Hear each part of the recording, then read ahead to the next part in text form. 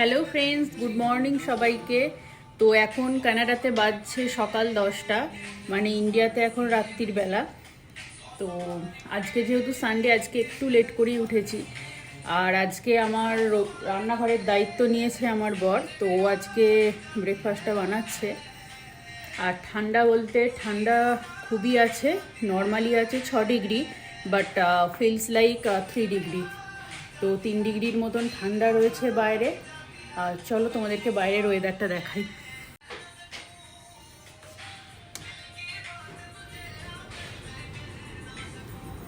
তো এই দেখো,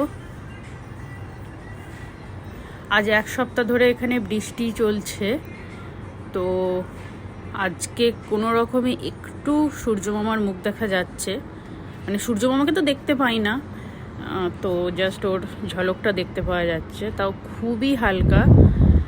প্রচণ্ড হাওয়া দিচ্ছে আর ঠান্ডা তো কি বলবো আর।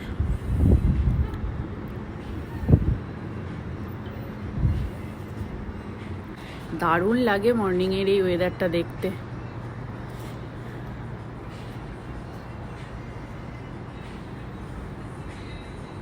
তো চলো, বেশিক্ষণ থাকা যাবে না।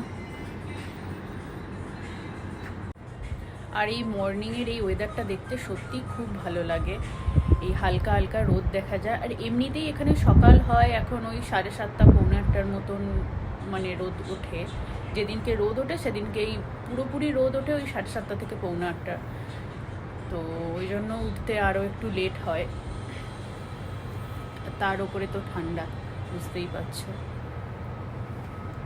তো বেশিক্ষণ থাকা যাবে না বাইরে, তো চলো।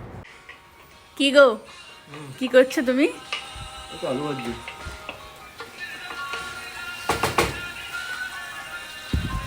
কলাইগুলো দিয়ে দাও।